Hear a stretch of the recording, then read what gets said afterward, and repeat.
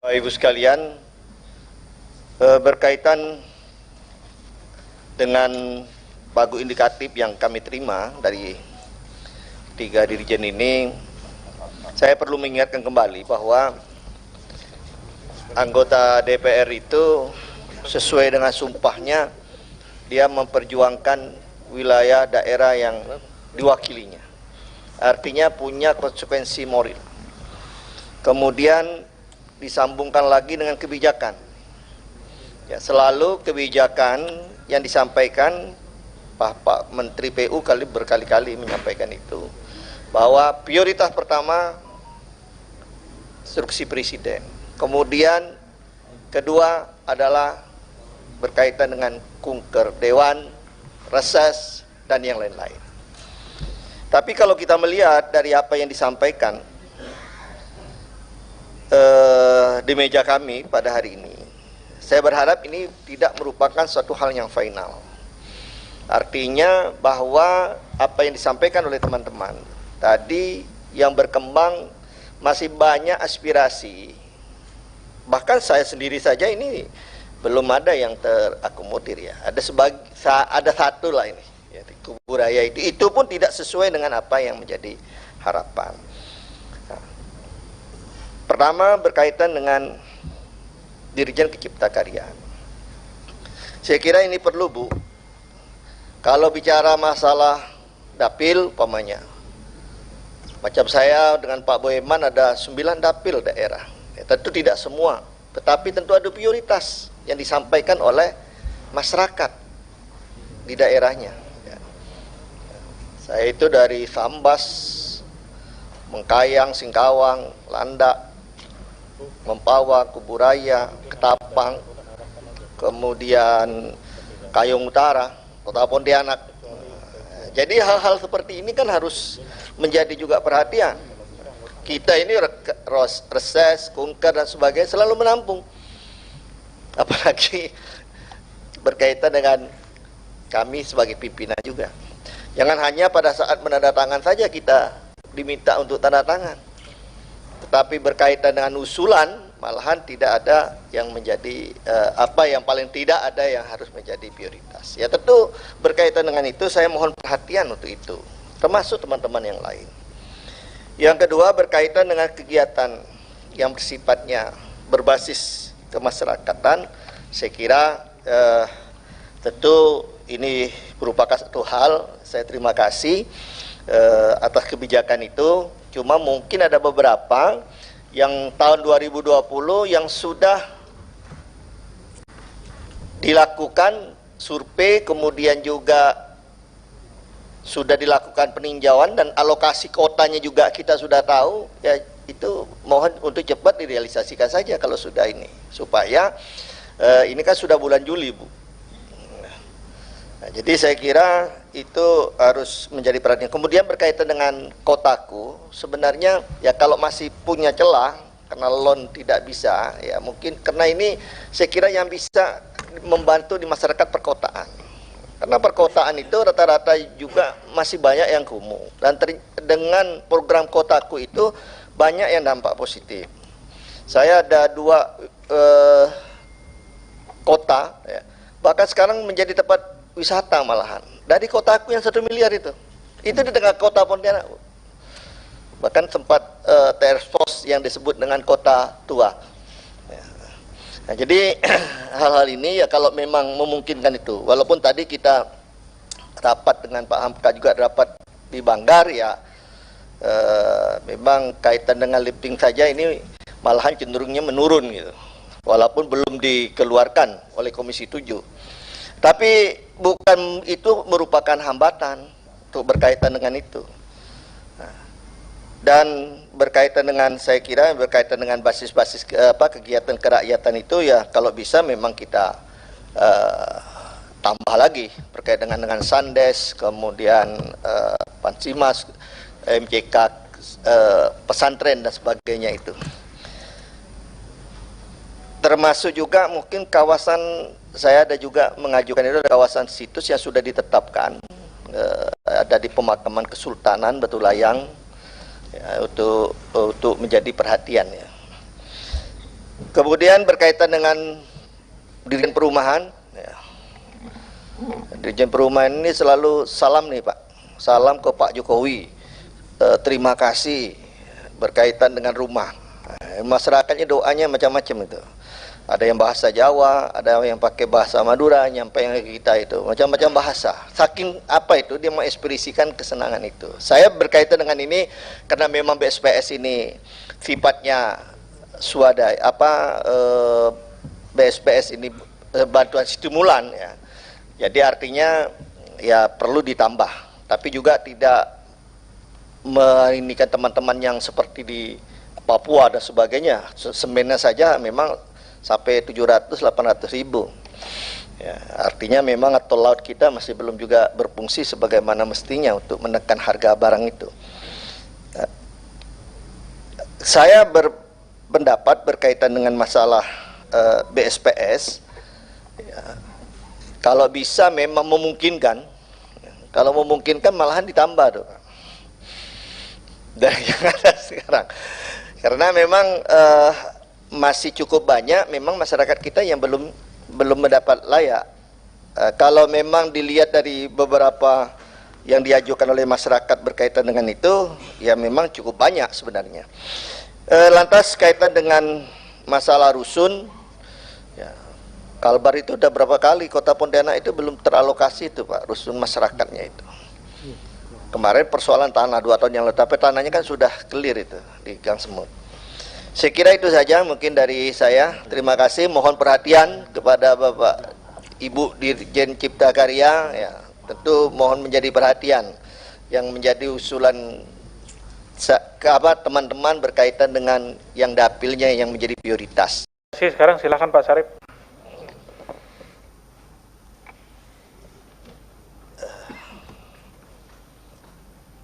Terima kasih pimpinan rapat, Bapak Dirjen yang saya hormati.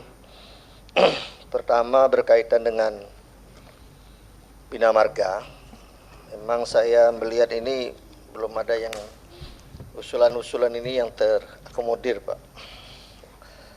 Jadi saya mohon perhatian lah, karena pertama berkaitan dengan pelebaran jalan dari Pasir Panjang itu ke arah Singkawang, karena kan udah 2 kali kita usulkan di situ, karena berkaitan dengan ada destinasi wisata. Yang kedua juga Singkawang itu ya karena COVID aja sekarang, kalau enggak COVID ya, ada momen-momen tertentu, dan juga sering ada kegiatan seperti motor cross dan sebagainya di arah itu.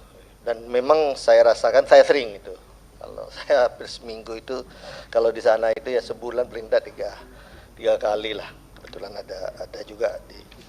Kemudian jalan Senggiring, Pinyu Senggiring itu kan belum masuk jalan kategori jalan nasional, masih 6 meter. Ya. Mungkin Pak Putut kan cukup lama di Bapeda dulu. Nah, itu saya kira perlu perhatian. Apalagi daerah itu kan Pelabuhan Kijing juga akan beroperasi di situ. Ini saya kira ini.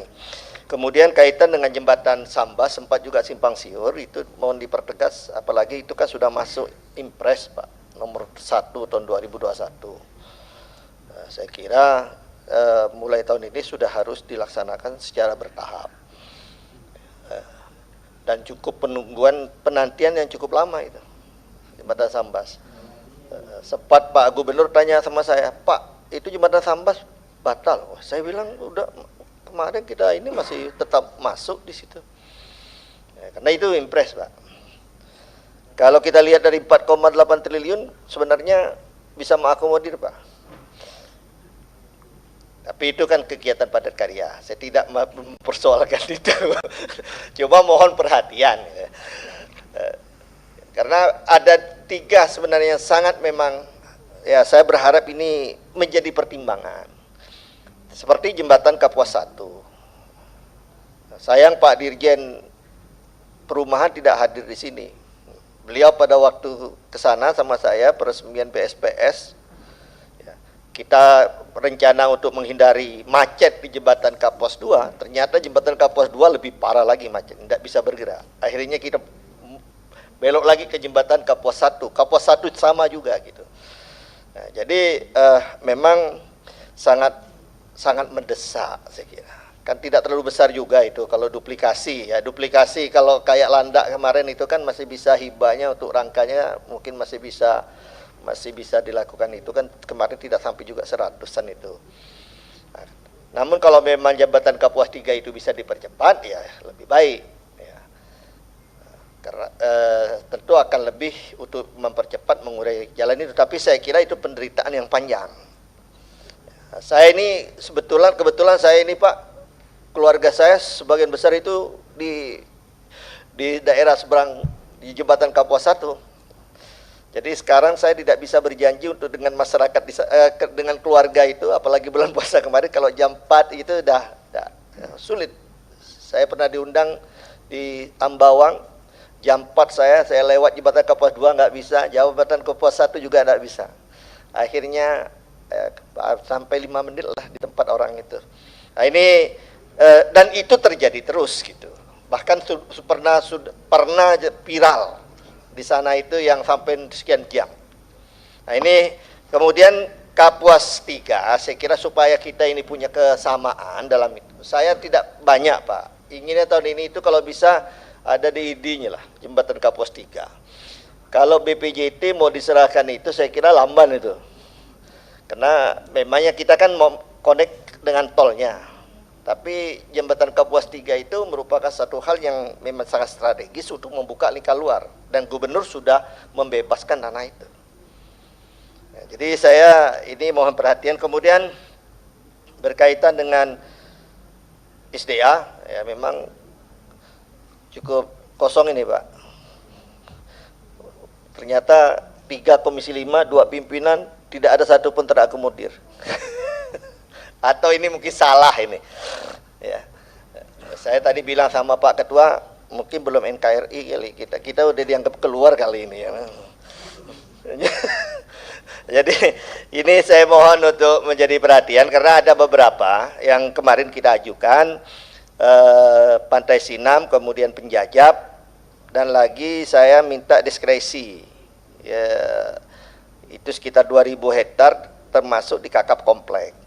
Nah, daerah itu minus, kemudian ada satu daerah karena salah dulu menggali, kemudian dia menggali itu membuat saluran tanpa ada pintu air, kemudian dibuka oleh masyarakat, akibatnya airnya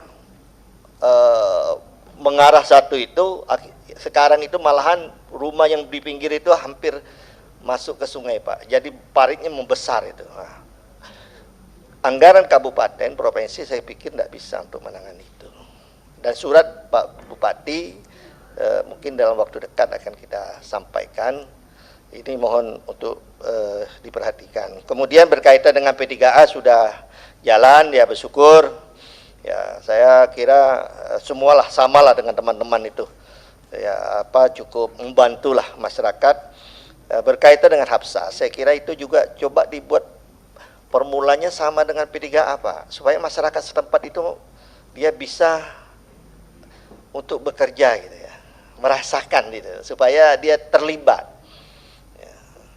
Jadi kan kita sudah punya itu untuk padat karya, saya lihat padat karya yang lain kan sudah sama tuh, P3A juga begitu, langsung ke masyarakat ya.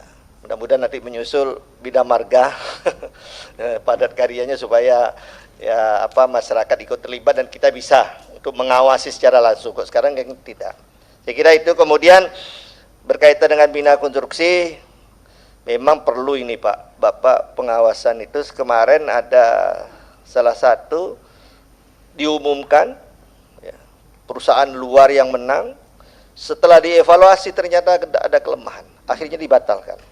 Gimana Pokjanya tidak meneliti secara rinci. Itu sudah terjadi, sekarang lelang ulang. Pokjanya memenangkan gitu. Seharusnya kalau ragu gitu kan tanya ke yang teknis. Yang kedua berkaitan dengan banyak perusahaan-perusahaan yang blacklist. Seharusnya kan tanya itu. Akibatnya mereka tadi nawar lebih, ada yang saya lihat ada beberapa itu masih tetap saja. Ya pasti akan bermasalah ya karena memang sudah ini karakternya kayak gitu ya sulit gitu. Nah, jadi saya kira gini, saya saran kalau bisa kenapa BP2JK itu setiap 1 tahun rolling aja. Ya. Rolling 1 tahun, pokjanya dipindahkan saja apa dari Jawa Tengah ke sana atau ini. Kan dia sudah tidak juga masalah, tinggal mengadaptasi.